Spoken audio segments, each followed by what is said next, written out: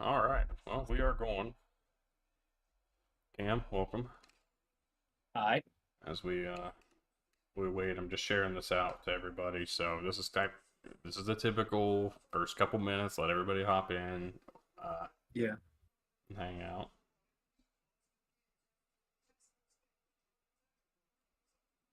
This is gonna be fun. I'm excited for it. So, how are you Yeah, doing it this morning? should be a lot.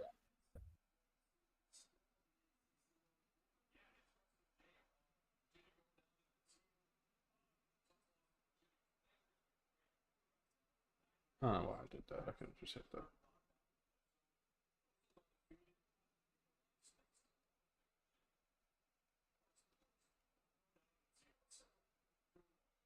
All right. Well, hope everybody's having a good morning here. Saturday, week 4, already a third of the way through. Well, a little less than a third, I guess. We got 14 weeks, right? So little Yeah. less than a third of the way through. Either way, See if I can drop this a. year's flying by. Oh, Hard to believe it's already week 4, week 3, 4, no, it's 4. It's 4. That's what I was 4. saying. Like it's Okay. crazy. Yeah.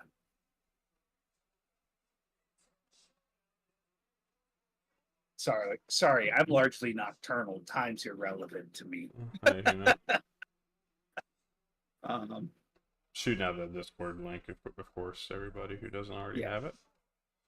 If you want to join in and talk, you can do that through the Discord. I will have links all throughout here. Um, in the chats and all that, so you guys can easily find them. You can jump in and hang out and talk. Just let me know in the chat or in the Discord or via Messenger, however you wish, and I'll get you in here.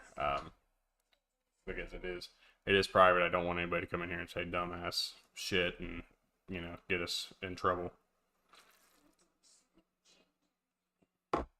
I will say I'm over 24 hours medication free from surgery last week. So Let's go. that's pretty sick. I'm pretty happy about that. Yeah. I even slept in my own bed last night. My bed has been this chair behind me, which if you're used to watching these videos or if you've seen these pretty consistently, you know that chair is a staple in the background. Um, but yeah, no, I've been sleeping on that, and then last night I decided to try out the bed, and I made it to sleep through that till about I guess 1 o'clock. No, not 1 o'clock. It was like 4 o'clock this morning. Woke up a few times throughout the night and tried to move to get a little more comfortable. Eventually made my way out to the chair and maybe slept for another 4 hours, but 3 hours. But either way, I'm pretty proud of the level of recovery I've had over the week. So glad that I can be here to Yeah. do this. I mean, I really missed it last Sunday doing this after the game. I was going to talk about the experience and everything down there in Columbia, which was fantastic. And unfortunately, I never got the opportunity. So I am thankful for it though, Yeah. because if I wouldn't have went to that game, I probably wouldn't have went to the hospital when I did. So I guess it kind of works out. Yeah. Happy you're doing okay. Back at it. Yeah, That's finally at yeah. long last. I mean, really, it wasn't that long last. I think I did a video on Tuesday. So like, I Yeah. mean, we were back and rolling quick, but feeling good enough to do it again at the same time. That was a whole nother thing. So just glad we're having a good start to my day so far. Hopefully, I can roll through this Saturday. I probably won't make it through the night games just based on when I woke up, but that's all right. I can live with that. So, uh, how's everything going for you, man? I'm doing all right. Little under the weather today, so thanks for not having me on camera. But other than that, A little more ghostly than usual. yeah, yeah, exactly. Look at, but other than that, things been going good. Um, you heard about some of the events that happened at work, so glad to be on here talking football. Because it was a long ass week. Yeah, what a it was incredible.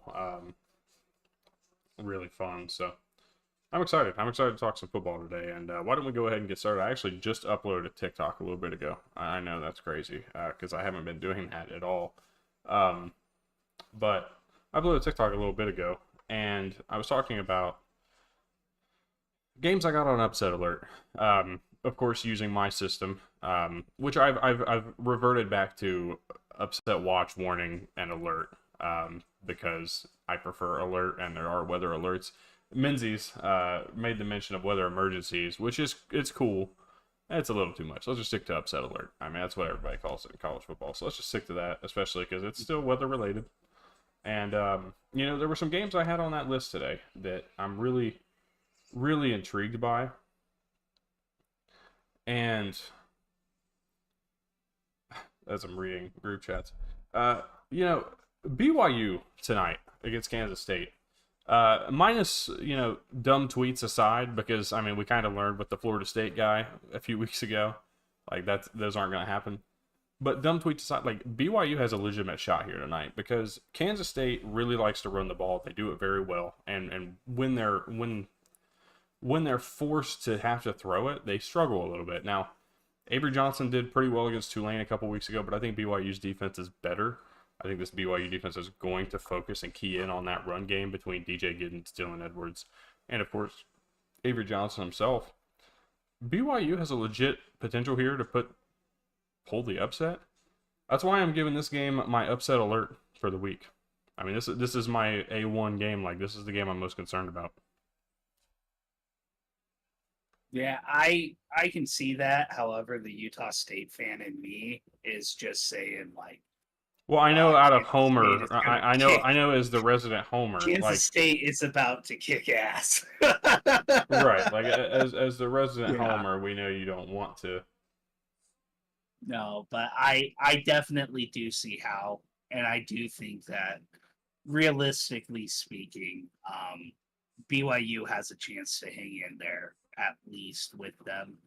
Um, this BYU offensive line has actually played pretty well up to this point in the season. Granted, it's been against weaker competition, but you're 100% right. That defense has been really good so far this year for Yeah. BYU. They did a great job of containing SMU's offense. Granted, Rhett Lashley's a dumbass, but Well, neither yeah, but here that's nor that's the there. thing. Like they Yeah. played really well. They've played well against the teams that they should. I just feel like there's a lot to be said about home field advantage this evening Mm-hmm. in this game, and I think on top of that, again, if they're going to force Avery Johnson to kind of carry this team through the air, I don't know how well they're going to do. Um, I mean, they don't have that star wide receiver yet. They haven't found one that's broken out to this point. So BYU is a big time upset candidate tonight. Again, at home Yeah. against Kansas State, they're getting 7. My upset warning tonight. Well, actually at noon, Mississippi State getting 7 against Florida. I think Mississippi State is going to hang around in this game. I think they're even possibly going to win. Now, the biggest thing is this Florida offense getting things together. Of course, we're expecting Graham Mertz to start. I haven't heard or seen otherwise, but I guess I'll double check just to make sure. You know what I'm real sick of though is every time I go to do something, like political ads are coming through here. Oh yeah, yeah. Like Like these texts, man. every 2 to 3 minutes, like some sort of text, or even just like a simple Google search when you go to click the website, whatever the website is, it's like, here's why you should vote So for this candidate, and it's like, no. so both quarterbacks are going to be in the game in this one. Is the expectation? Napier says this morning that they'll stick to a specific rotation for the quarterbacks. with which is Graham Mertz and DJ Lagway, doesn't want them looking over their shoulder. So doesn't want anybody looking at, or thinking that they're in jeopardy, which arguably could make this worse, especially on the road in Starkville. I'm gonna go ahead and carry on with that upset warning. Mississippi State Mhm. at home today. I saw this other game, and I mean it's my upset pick for one of our group chats, but Northwestern plus 12 against Washington tonight. Mhm. They're playing at 7 on FS1 in Seattle, but there's a few things that I can think of here, and I really want to talk about. Washington as a whole has not looked all that great. I mean, they've played Eastern Michigan. I can't remember the FCS school they played in week 1. Yeah. Weber State. It was Weber State, and then they lost to Washington State, who I mean looks good. Don't misunderstand me, but I'm having a hard They're time far really. from great. Yeah, and I'm just having a really hard time buying. It would stick to where I was. Well, and if you look at Jedfish at Arizona, like kind of that first season was kind of a slow start. Like you Yeah, didn't really see a lot of stuff on the field, but you saw the attitude of the team improve over the course of the season. So I think it's going to be kind of like that. So I I curious to see as the season goes on what happens there, but at the same time it's like, okay, this is kind of what happened in Arizona, so let's see what happens. yeah. The biggest thing is that Washington does like to move the ball through the air. The Northwestern defense has been really good early on this season. I Mhm. mean, I know they struggled with Duke a little bit down the stretch of that game as they got a little more comfortable, but I think that they're going to have no issues going in here and at least sticking around and covering the 12 that they were getting last time I saw. And as I look right now, it's still at 12. Um, I mean, it's going to be a low scoring game. I could see this being like 24 to 14, 24 to 17. Like Northwestern is going to stick around in this game. And the one thing I want to see, I want to see Mike Wright. I want to see this offense throw the ball a little more efficiently. They really haven't done enough or done it well. Even when they have, to this point, he is completing right at his average, about 57%, 354, and an interception. I mean, but they're averaging 5.4 yards per pass. That's just not good enough. They need to be able to start pushing that ball down the field. You got AJ Henning, who is capable of doing that. You also have these running backs who are also very capable of doing that. So, very, very interested to see what Northwestern does. I mean, obviously they're going to have to be a little more aggressive in this game, I think, to be able to actually pull the upset. But I do think that they can stick around at a very minimum in this one. Oh yeah, no, I agree with you.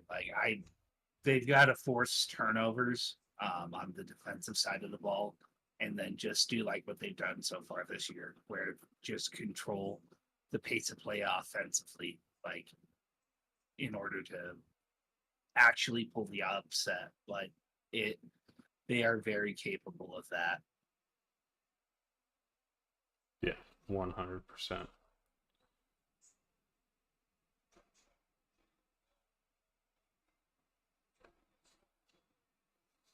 All right, let's go through and let's talk about some games. I mean, let's talk about last night, for example, or really this entire first 2 nights of the week. I mean, Thursday night was App State and South Alabama, and South Alabama came out and just throttled the Mountaineers. This App State team cannot run the football at all, which is very weird. It feels like this team's only gotten weaker, and I dare to say that I'm gonna say Sean Clark should be on the hot seat.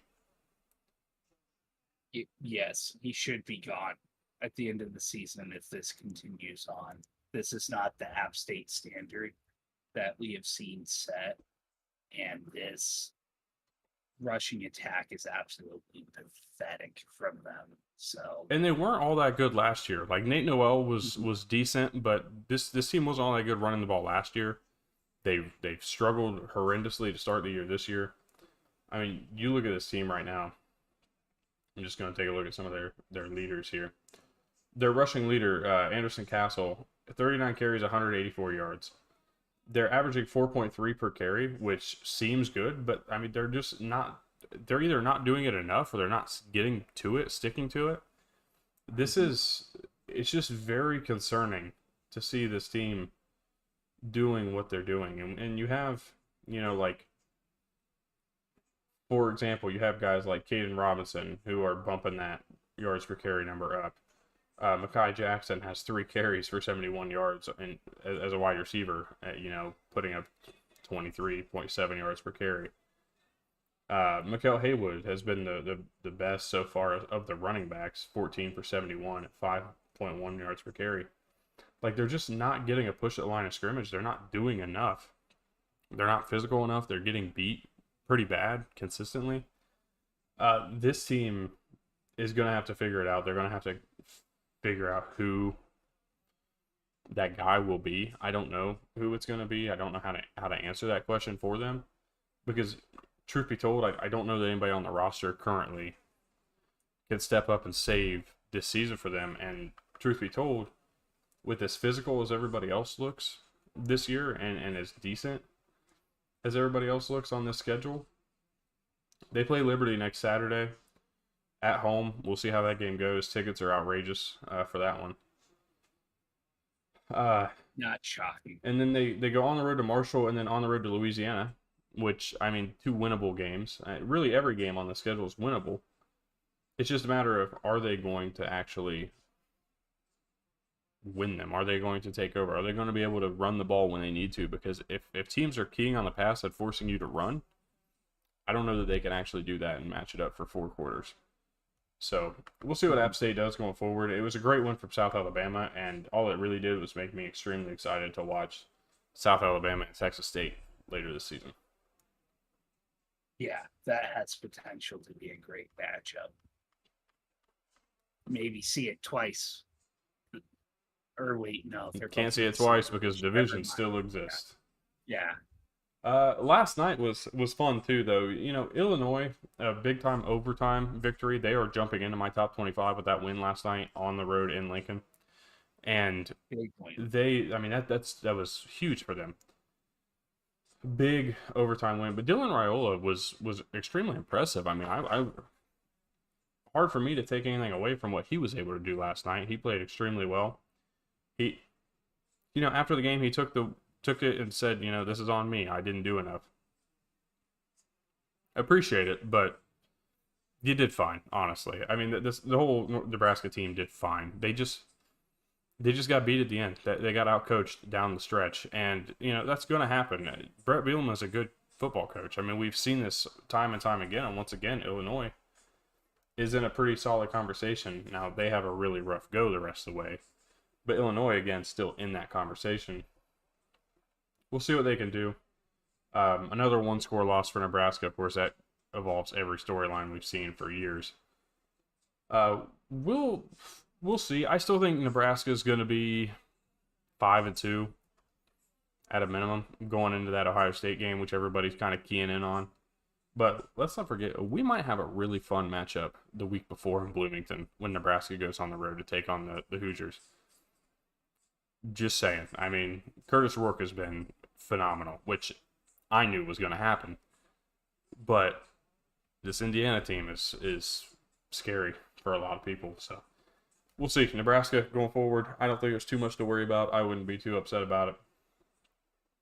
You just got beat down the stretch. Season's far from over for Nebraska. Big win for Illinois, though.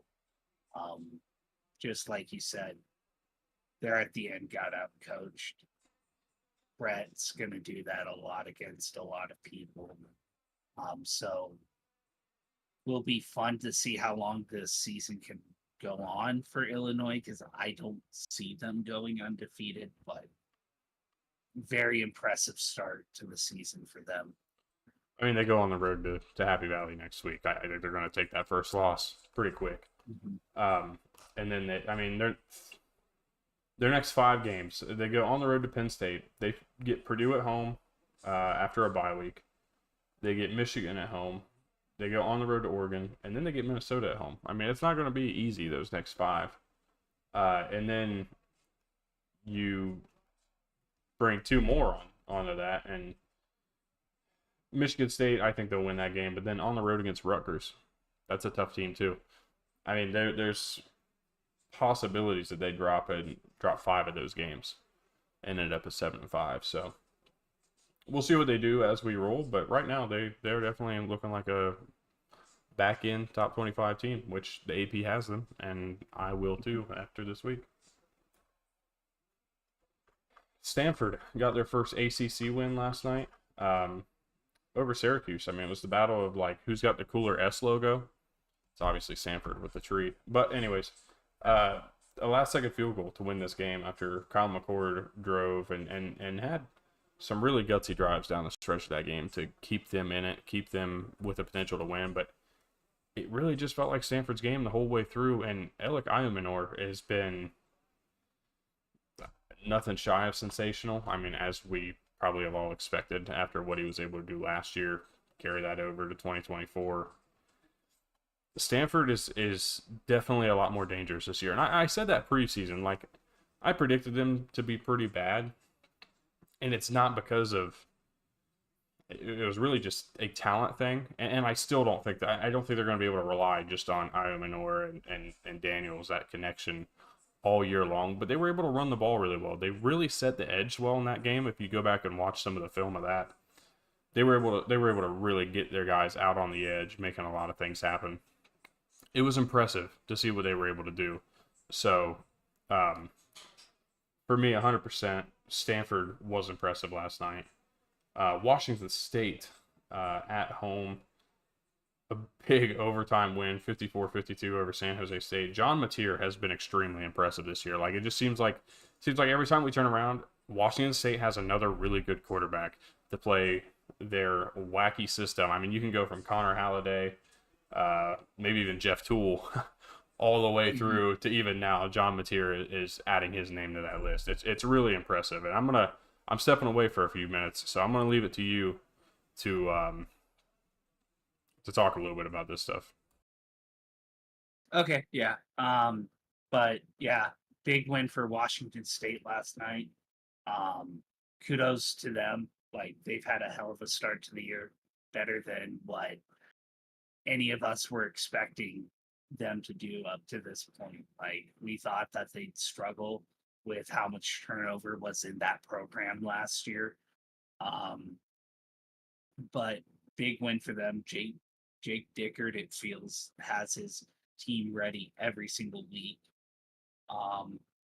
Mateer has been very impressive so far this year, and just want to give a kudos and a shout out to Ken Niamantaloa and the San Jose State Spartans. What a start to the year for them. Like, literally no one pretty much had them at 3-1 on the year up to this point. Very excited for them. Like, this feels big for that program. To get it going right away, the way that they have, especially because I know I definitely did not have them at 3-1 at this point on the year, just because they lost so much. They had so much turnover on that roster, and there was so much uncertainty within that program. So definitely excited for San Jose State up to this point. At 3-1, only lost to an undefeated Washington State Cougars team. We'll be curious to see how both these programs do the rest of the year. Let's see who Wazoo has coming up. Wazoo's at Boise State, at Fresno, and then Hawaii at home as the next 3 games. We'll be curious to see what they're able to do. Boise State's been good so far this year. They're running back there.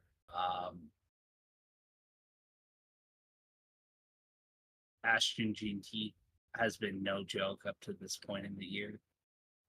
Fresno kind of quiet. They were 2-1 on the year.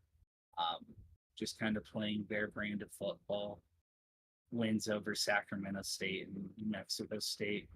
Of course, they were able to hang around with Michigan week 1, all besides the last few minutes. So we'll be curious to see how long Washington State stays undefeated this year. And then for the Spartans coming up, they've got Nevada, Colorado State, and Wyoming. So maybe they're able to carry that momentum because Nevada's more so using this as a building year big time. Colorado State leaves a lot to be desired up to this point, and Wyoming is absolute ass up to this point in the year. That defense cannot stop a nosebleed. That offense can't get anything going. So San Jose State has a pretty winnable stretch here right now. Let's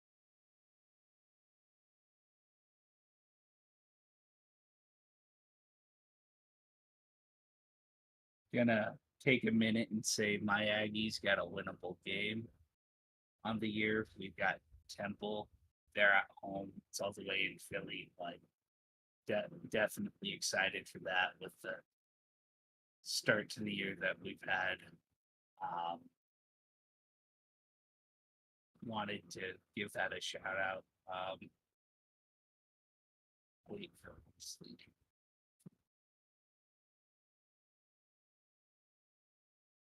How about Northern Illinois?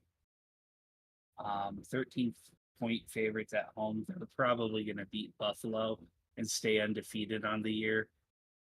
Literally, no one had them undefeated up until this point. So kudos to the Huskies with that big win last week in South Bend.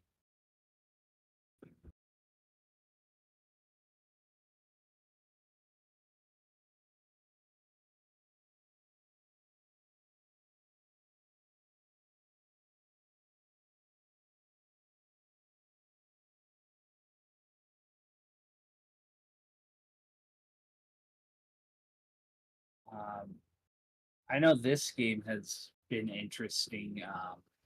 So the other day there was a drastic swing. It opened up in the sports books that Utah was like almost a touchdown favorite against Oklahoma State.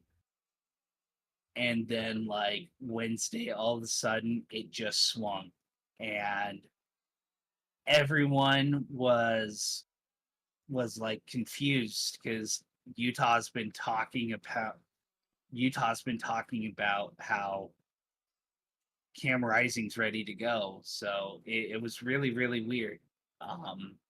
That just all of a sudden it's like, oh, Utah's a 5.5-point favorite, and then all of a sudden they're a 2.5-point underdog. So that one's been very, very intriguing. I have Utah winning that game, of course. This Oklahoma State defense has allowed so many yards, and Utah has a very good offense, especially since everything I have seen is Cam Rising is ready to go. So have no idea why that swing happened. Maybe Mattress Mac or somebody like that threw I'll tell you what. Huge ass bet on that one. Home field was just advantage. Yeah, but a 6-point swing. I'm telling you, dude. People think that Oklahoma State is going to hang around in this game, and everybody's buying into Ollie Gordon, who has not done anything this year Yeah. of note. And I just don't see it. I don't know how, because truth be told, the reliance is going to become Alan Bowman, whether you Hmm. want it to or not. Oklahoma State's not going to be able to run the ball the way you think they will against Utah. Yeah. Even before all the struggles for Ollie Gordon, Hmm. averaging like 3.5 yards per carry, if I remember when I looked at that yesterday. Alan Bowman has been good, but he has Hmm. been known in these games to not take care of the football. I have a Yeah. really hard time not taking Utah to win, and I mean I might as well just take them to win because it's only a 1 point spread at this point. Yeah. But Yeah. I was gonna yeah, say they're of definitely, course gonna definitely cover roll. that with a win. Um, but yeah, no, like I too have Utah winning. Like I just wanted to mention that because I saw that swing. I heard about that swing the other night at well, I was catching up on a few of the podcasts that I listened to at work, and I'm like, wait, what? And like I look it up and I'm like, sure enough, yeah, that happened. Um, but overall, like I've got Utah winning and of course covering therein. But I think that this Oklahoma State offense is going to really, really struggle against that Utah defense. There, there, maybe we see this secondary finally force the turnovers that they've talked about wanting this year. But overall, Just I've short. got Utah winning. Yeah, Sorry, I was talking about the big kickback there. It was yeah. just short. No, no good, no good. Um, and that K State BYU spread's coming down. Yeah, If I hit on that's something later, I might put a little down on a BYU money mhm, line there. Um, Kansas and West Virginia. This feels like a pretty important game. Now, neither of these teams have played any conference games yet, but both teams are 1-2. This feels like a momentum game. Somebody get back on the right track. I'm leaning Kansas. I think that they've been more consistent, but West Virginia, I mean, it's hard to compare because they both have a very similar strength of schedule. We'll see. We'll see what happens in this game.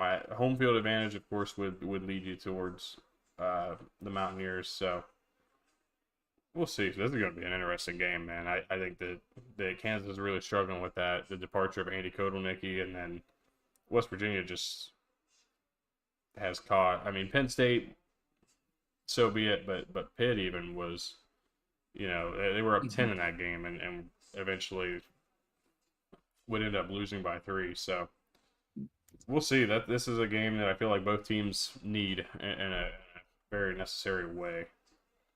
Um, go up to the ACC real quick. We got a game starting at noon that has a lot behind it, and Clemson opened as like a 20-point favorite. It's dropped down to 18.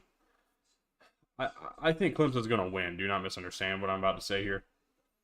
But I do not believe that they're going to win by 19 or more in this game. I'm 100% on NC State to cover. I think that defense is going to be able to stick around a little bit. We saw it literally 2 nights ago. That App State game, I think the App State defense might be that bad. And NC State is far from it. I know they gave up 51 to Tennessee, but a lot of teams are going to give up 50 to Tennessee. So we're just going to have to see what happens. I think NC State hangs around. I think they at least cover. I'm not calling them to win by any means, but I got Clemson winning like 24-14, even with the freshman quarterback starting. Yeah, no, I agree with you. Like I hadn't seen that line since earlier in the week, and like that's another line that has moved drastically. I don't know why.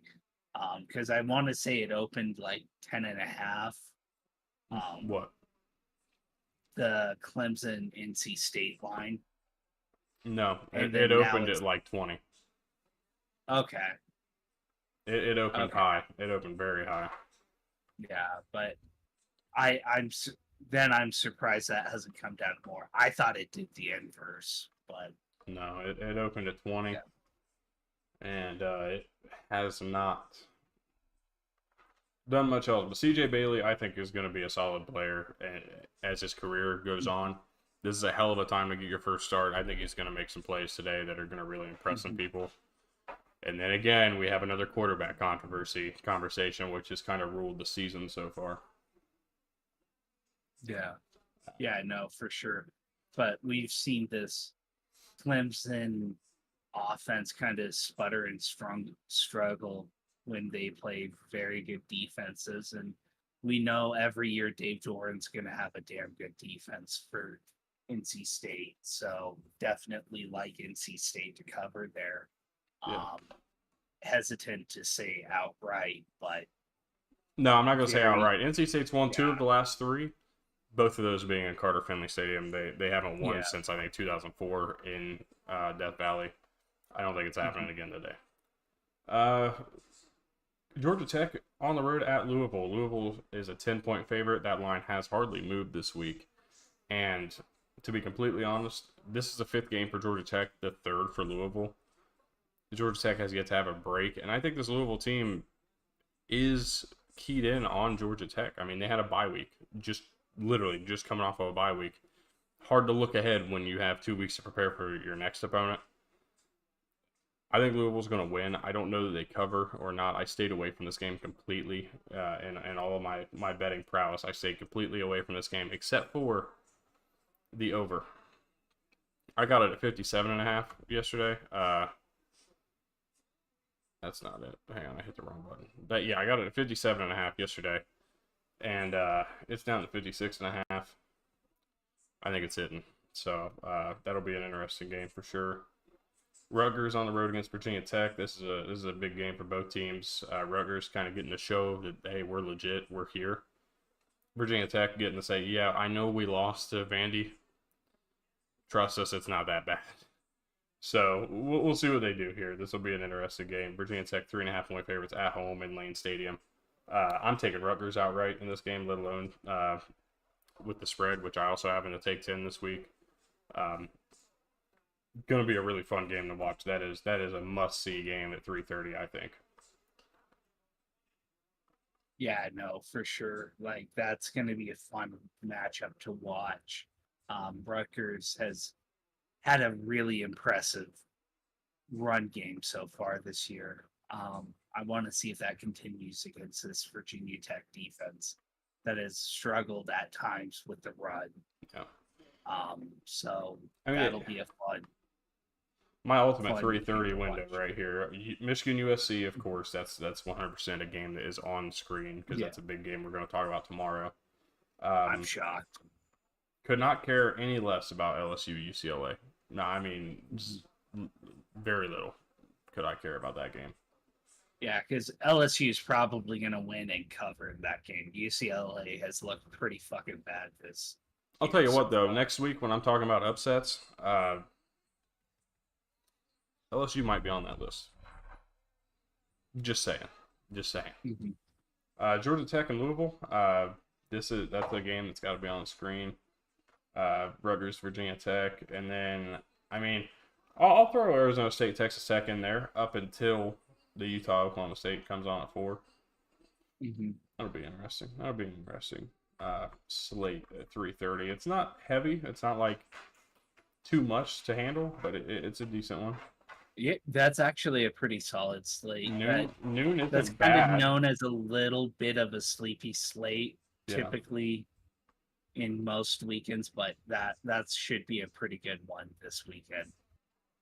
The noon slate's very similar, like not too much to handle. You know, you get Kansas, West Virginia, you get Houston and Cincy, which will be a fun game. I'm excited to watch this because I think Cincinnati actually looks really good so far this year.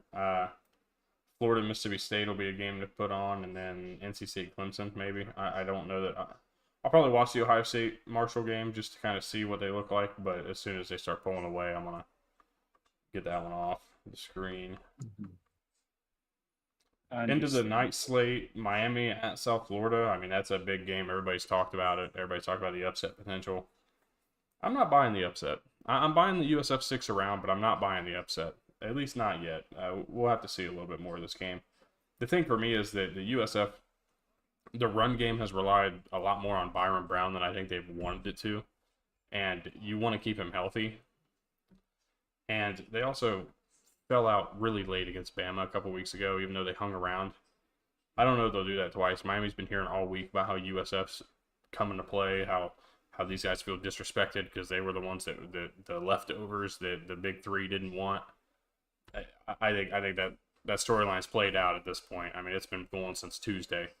I got Miami, and like I said, not covering per se, but definitely just kind of being comfortable throughout the majority of this game. Northwestern and Washington, that'll be a fun game. I talked about how I think that could potentially be one of those getting lured into an upset spots for Washington, but I'm not too worried. They're Big Ten opener. I think they've got a chip on their shoulder to go out and win. Cal, Florida State, I mean, the storylines here are impeccable. Cal could be 4-0 and win their first ACC game, and Florida State could be 0-4 and 0-3 in conference. So, I mean, it could be very interesting to see what happens here with the with this Cal Florida State game and Doak Campbell. Tennessee, Oklahoma, of course. I mean, biggest game of the day. We'll preview that here in a few. I previewed that on Thursday with Clay Ramsey, who stopped by and had a good time talking that game. Iowa and Minnesota could be a fun game. That's the NBC game tonight, and this game's being played in Huntington Bank Stadium. Iowa 2.5-point favorites, though. That's going to be a fun game. That's going to be a very fun game. Probably must see. Michigan State, Boston College could be interesting. Michigan State comes in like a 5-point underdog. This is a red bandana game. I think Boston College is going to win it. Baylor, Colorado, this is going to be a high-flying football game. I think this is going to be a very high-flying game. To where I take Colorado. I think Colorado gets out, to a couple score advantage at some point in this game and just really never looks back. The over-under sits at 51.5. I feel like the over is easy money here. I could be wrong, but that's where I'm at. Purdue, Oregon State on CW tonight. I'm not going to watch that game, I don't think, but it could be interesting. And then, of course, the 10:30 Kansas State and BYU game. A lot of fun stuff. A lot of fun stuff to talk about. Any games that anybody's looking forward to? Omar says, no way USF beats Miami. Hey, I'm not saying it. I'm not the one saying it. That's all media. That's our good buddy Colin over at Bash's CFB show. That is not me, thankfully. So, but I don't see it. I just don't think that their talent level is going to stick around. I think this Cam Ward to Xavier Restrepo combo has been fairly lethal early in the season. I think it's going to continue to be until they play a team that has the ability to slow that down. We'll see, but Cam Ward's been nothing shy of impressive early on in the season. Any games you're watching that I haven't mentioned yet? Not really. Like, I'll probably wind up watching a few other games that are on, like, kind of just bouncing around. But like all the games that you covered are the ones that are for sure not going to leave one of my two screens today. Yeah, definitely. I think this is a feasible slate, I think, is the right way to put this. Like, this is just a slate that you can go out and watch and casually watch, but have your eyes on maybe one or two games in each window. Mm-hmm. Of course, the two games in that 3:30 window, Michigan, USC, and Oklahoma State and Utah, those are some big games. That's a very big game on both sides there. Of course, you got Clemson, NC State. That could be a big game. I mean, we've been hearing about this. Billy Napier is going to be fired eventually. For how long? And it feels like a year and a half at this point. Right, but I mean, they go out and they lose this game to Mississippi State on the road. A Mississippi State team who's still trying to figure out who they are. Mm-hmm. Don't misunderstand what I'm saying. Blake Shapen's really good. Blake Shapen's played very well. 834 yards, 7 touchdowns, and a pick so far this season. He's throwing at a 70% clip so far this season. He's looking really good. Mississippi State. I'm just saying, like, that there is a real shot here for them to go out and maybe pull off this big upset um, at home today at noon. Not really seeing anything else that I'm loving. I think you need to watch out. Now, this is an ESPN Plus game, but Iowa State and Arkansas State. I think you need to watch out a little bit. I don't think they're going to hang around. I don't think they're going to win. But that could be a very, like, a borderline cover game over there in Ames.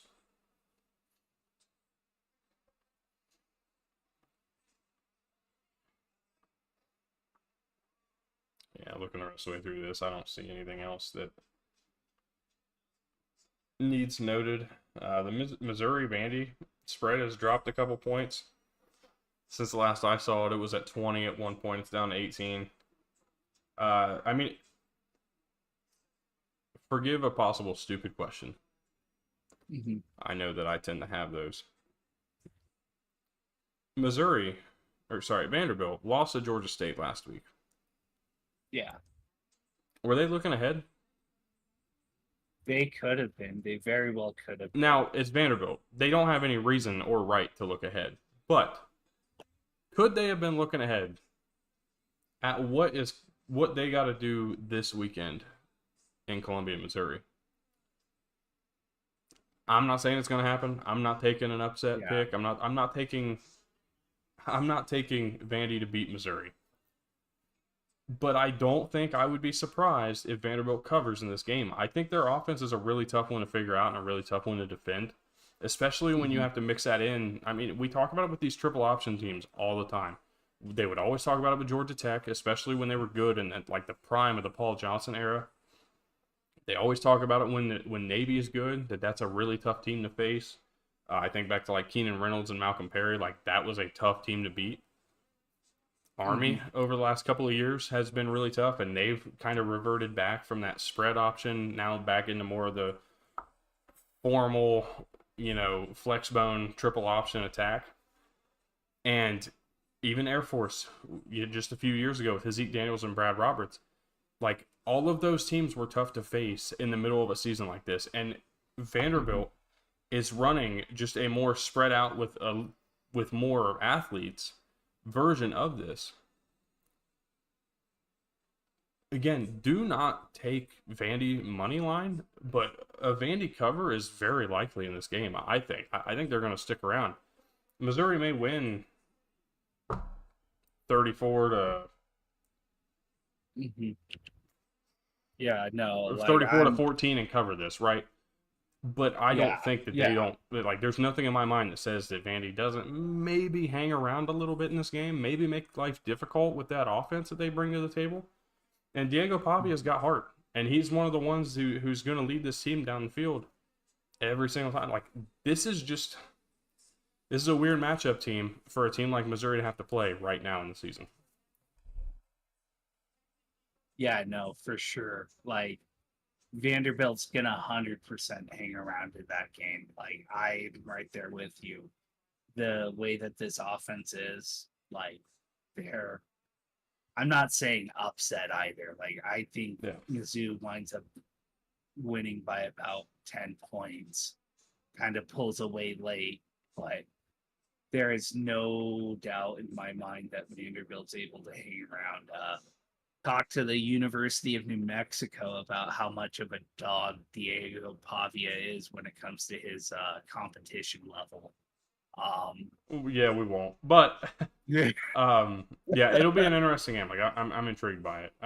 Omar, is anyone capable of slowing down Tennessee's offense? Slowing down, yes. I think slowing down is definitely possible. What does slowing down look like when this is a team that scores 69 points a game? Slowing down is maybe holding them down below 35, maybe getting them off the field, maybe forcing a turnover. That's slowing down. The thing is, with this Tennessee team and how good they truly are, slowing down is not really much of an option. I think it's more so keeping up with your own offense. And, this is a perfect time to talk about this game with Oklahoma because, I mean, you bring this topic up. Oklahoma's not going to be one to do it. Now here's the other thing that we need to talk about. Tennessee is not going to go out and score 50 points every game. They are not scoring 50 points tonight.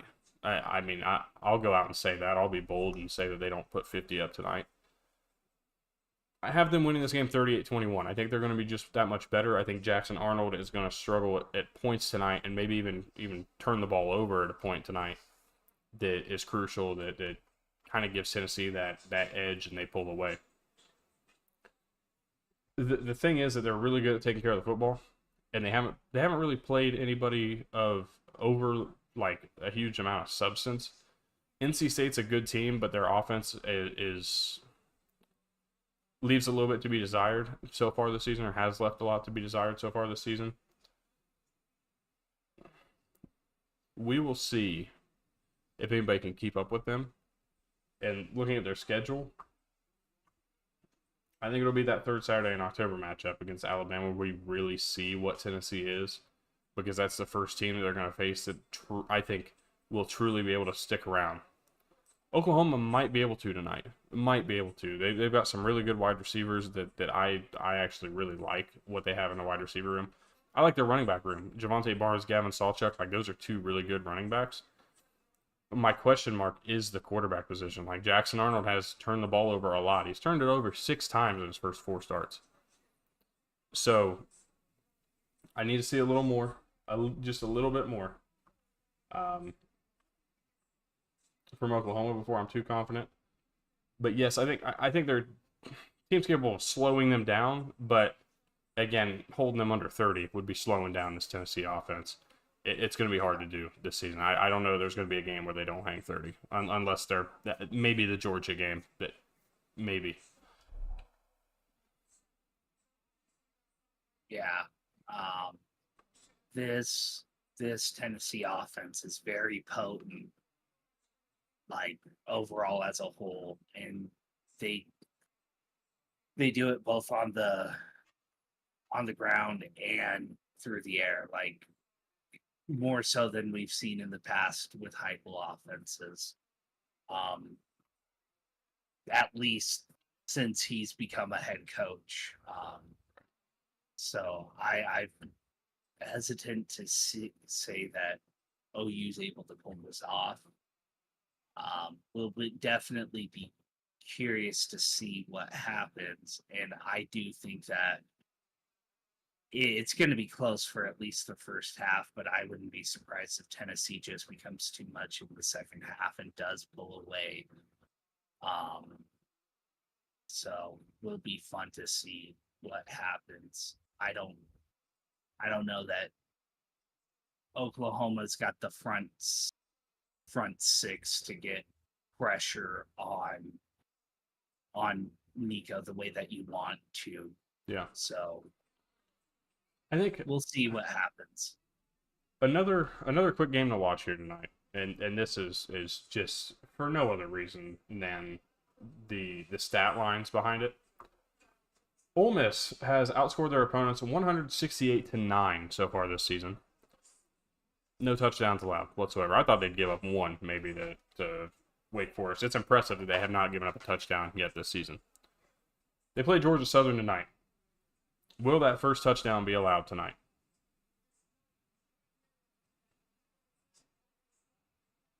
I don't think so. I mean,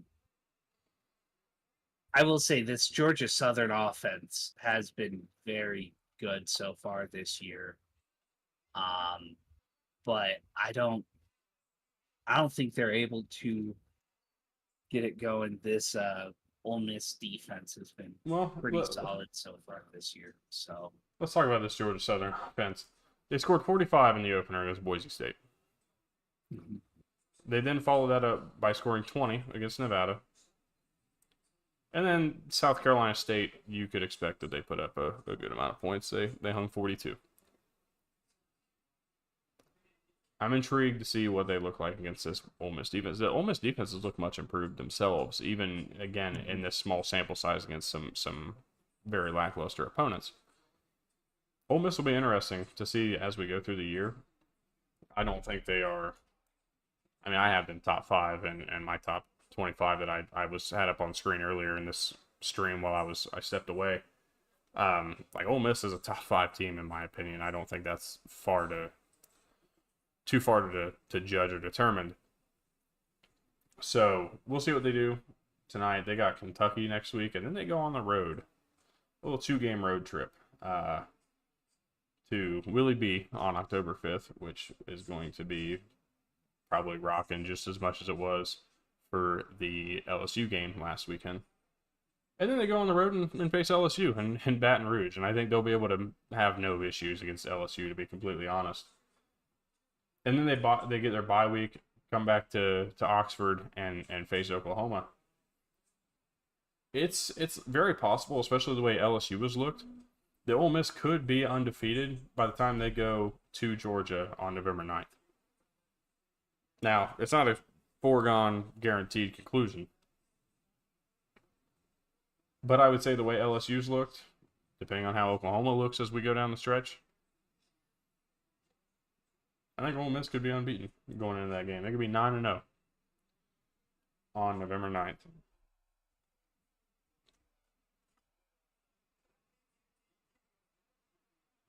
So, with that said, let's roll through these top 25 games. I gave my picks already on these top 25 games, but I'm gonna allow you to make some picks on them as well. Marshall and Ohio State. Obviously, I think we're both taking Ohio State here. Ohio State wins, probably covers in that game. Likely. But hey, Tudor's Biscuits got a great shout out over the weekend and or over the course of the week. Charles Huff knows exactly what it's all about. Real quick, I think Nebraska could still be a dark horse in the Big Ten. I 100% agree with you. I think they still could be. The biggest thing for them is staying confident in themselves and what they're capable of doing. The biggest thing that I saw last night when they got down was that confidence kind of dropped a little bit. And that's something we've seen over the course of the years. I mean, with Nebraska, even back to the Scott Frost era. And it takes a little longer than you would think. Easier said than done almost to say, hey, we're not going to think like that right now. Like, we don't want to think like that anymore. But at the same time, like mental health is a thing, especially in football. And if you get down and you think, man, we blew it again, like that's what happened. And you could just tell that offensive possession, they didn't look good in overtime. And so they just need to build that confidence like, hey, we are good. We are capable of winning these football games. Once we can get that part sorted out, if you're Nebraska, you start winning games again. You really do. And especially these close games against top 25 teams. They've lost 25 straight against top 25 opponents. And I hate to tell them because, I don't know exactly what off the top of my head what Indiana's schedule is. I can tell you though here in just a second. Okay, I know what Indiana's schedule is, and when they play Nebraska, they could be 6-0. And also ranked in the top 25. So that would be intriguing to see if they can kind of get over the hump the week before they go again to Columbus and face Ohio State, which has been the main focal point of the Nebraska season. So an unfortunate loss. They go on the road to West Lafayette next week, and I think they'll win. I think they'll bounce back. And then they play Rutgers at home, and that's going to be another team, much like Illinois, it's going to pester you. It's just going to stick around, and you need to find a way to win. You need to find the confidence in yourself to win the games. If they do that, they get a bye week and they got 2 weeks to prepare for the Hoosiers. And you can come out of that bye week however you want. Now remember, Indiana's also got two weeks to prepare for Nebraska as well, though. So, just an interesting point of conversation. But I appreciate you chatting down there, Omar. Thank you. Everybody is welcome to do that as well. I'll try to get to them as I see them. NC State at Clemson. I think NC State covers, like we talked about. It's actually dropped down to -17 as we've been talking. I'm still taking Clemson to win this game outright down there in South Carolina.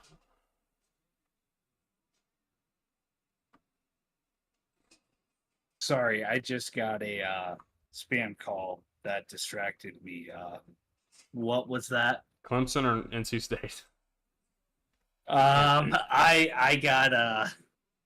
I got NC State covering, but I got Clemson winning Oh, the probably. other thing I said was Clemson. That spread's dropped down to 17. It was at 18 when we started, Yeah. so it's crazy. So a lot of people have probably hopped on that, A lot of understandably people are on so. C.J. Bailey and that Wolfpack offense. We'll see.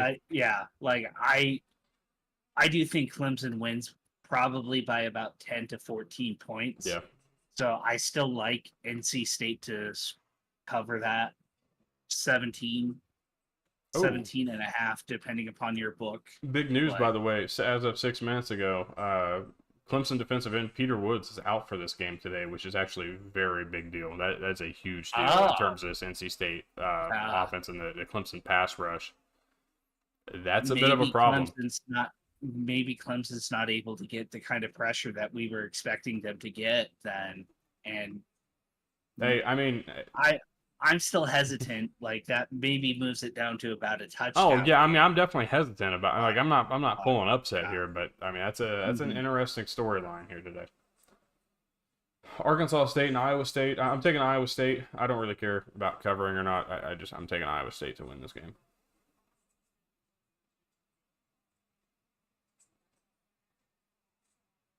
Yeah. Same. Kent State on the road against Penn State. I'm taking Penn State to cover as well. I don't. Well, I mean, I it's yeah. 49 points. That's a lot, but I think they'll cover 49. Uh, Yeah. let's see. Yeah, no, like as much as that's a huge ass spread, like I'm right there with you. I think Penn State wins and covers just because I think this Penn State team is that bad. USC and Michigan at 3:30 p.m. on CBS. I'm going cautious. I'm going to take USC to win this game. Mhm. Yeah, let me look at red really quick for that 4. since we've been kind of four.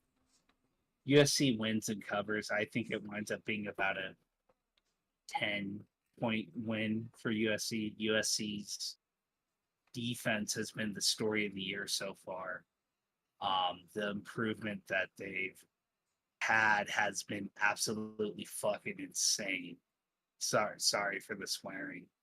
Um, I'll give you a but pass, I suppose. yeah. But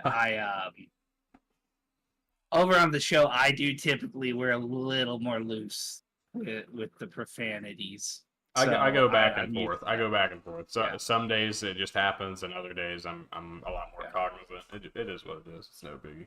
yeah. Not like I got to pay a So fine to anybody. So we're all good. yeah, but yeah, no. Either way, like I have USC winning and covering that game.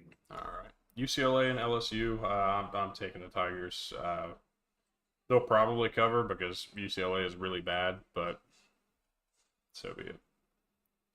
Yeah, same. I've got LSU winning and covering that game. The UCLA has been absolutely atrocious up to this point in the year, and I don't see that changing. Yeah. Miami, Ohio takes on Notre Dame, another MAC school coming to town for the Irish, but I'm not seeing it this time. Brett Gabbert would have to be the key in this game, and this Notre Dame secondary has been phenomenal. Brett Gabbert's turned the ball over in a lot of big spots. I mean, they were driving against Northwestern with a chance to tie it and maybe get that game to overtime, and he threw a pick. And he's been a little more loose with it this year, not playing extremely well. And again, this Notre Dame secondary is a problem. I'm taking Notre Dame to win. I think they'll cover it. This is just not the right matchup for maybe another upset if you're trying to pull it. Yeah, I'm the same way. Like I've got Notre Dame winning, and they probably do wind up covering.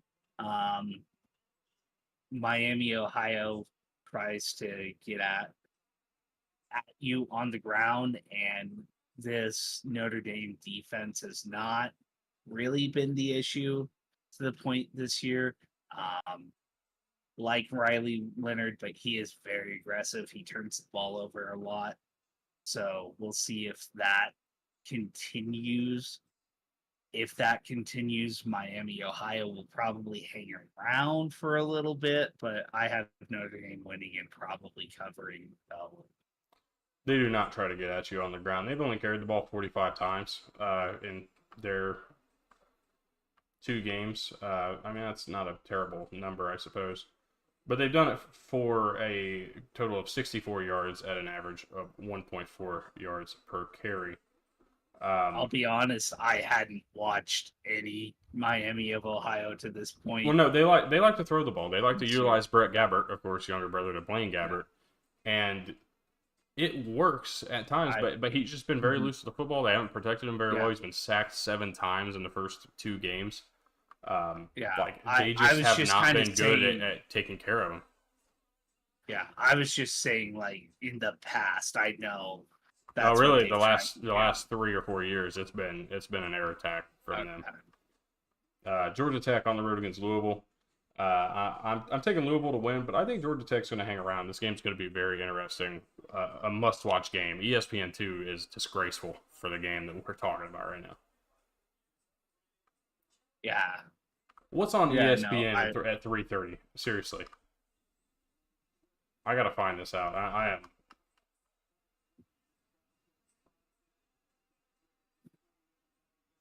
UCLA, Arkansas, and Auburn. Arkansas. That's the ESPN game over Louisville and Georgia Tech. Yeah. Okay. Not my decision clearly. Personally. I would have had the Louisville versus Georgia Tech game on. No, so you taking? But yeah, no, I've got Louisville winning. I'm with you. I've got Georgia Tech kind of covering. I think Georgia Tech's gonna hang around, but you can tell that they're kind of worn out.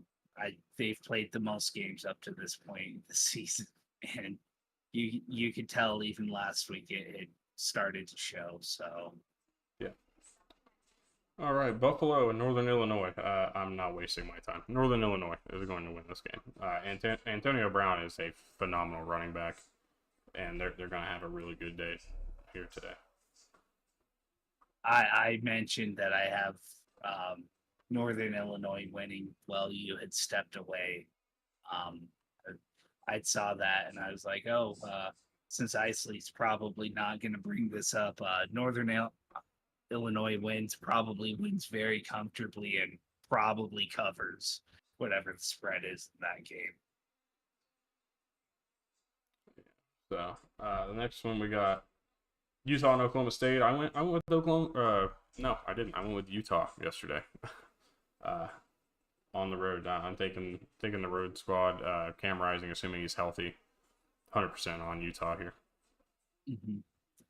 Everything I've heard and seen up to this point is Cam Rising is healthy. So because of that, give me the Utes, and I think they win, and they easily cover the 1-point spread there. Yeah. Vanderbilt, Missouri, scoreboard watching. We're scoreboard watching. But Missouri, I'm taking the win. Mm-hmm. Yeah, no, same. Like we had talked about earlier, I agree with you. Mizzou winds up winning, but I wouldn't be shocked if we see Vanderbilt cover. Yeah. Let's go Miami at South Florida. Everybody's talking the upset. That's usually the one that doesn't hit. Miami.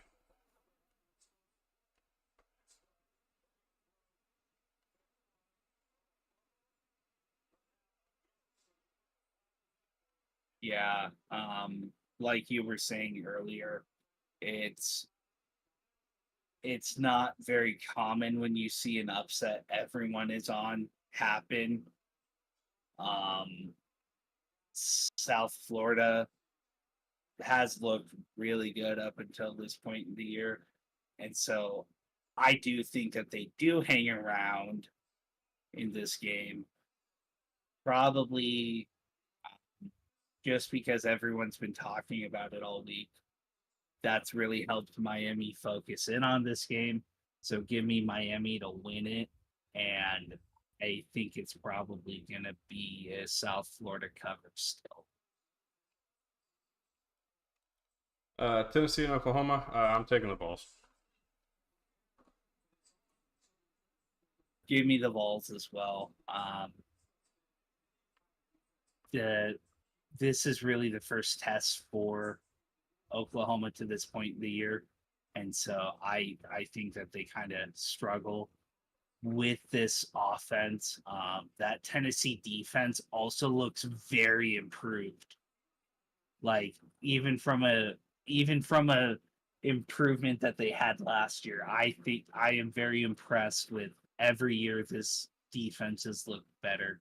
Um, I I I too have Tennessee winning, and it's a 5 point spread, right? 6.5. 6.5. Okay. Yeah, give me Tennessee to cover. I think it winds up being about a touchdown to a 10 point game. Bowling Green, Texas A&M. We'll rapid fire these next three. I'm taking A&M. Yeah, A&M wins. Georgia Southern and Ole Miss. Same thing. Ole Miss. I'm watching to see how the stat line continues to build and how they're outscoring people. Yeah, Ole Miss wins big. The quarterback battle that everybody wanted to see, General Booty and Arch Manning. I'm taking Texas, and I don't know about 44. I really don't, but I'm taking Texas. Yeah, I've got Texas winning. I don't know that they covered the full 44.5 to the full 44, just because I wouldn't be surprised if Texas starts resting some people as the game goes on. But Texas wins and wins big though. Kansas State, BYU. Uh, I'm gonna take BYU to cover and hang around. I'm gonna take Kansas State to win at 6.5. Yeah, I'm gonna take Kansas State to win. I'd love to say Kansas State cover just because you know my thoughts on BYU, but in all seriousness, I do think that this BYU defense has the ability to keep them in this game, and I think that that helps them to cover this game. Absolutely. All right. Well, I think that'll wrap it up. We're about 15 minutes away from kickoff here in week 4. Appreciate everybody for tuning in. We had a pretty decent set of viewers today, so appreciate you all. Thank you guys for the comments and everything. Feel free to do that anytime that we are live. Plan to go live tomorrow and just kind of recap the day that was. Of course, today when it is of course past tense. And talk about everything that happens in week 4. So enjoy your college football Saturday. If you're going to games, stay safe. Don't drink and drive.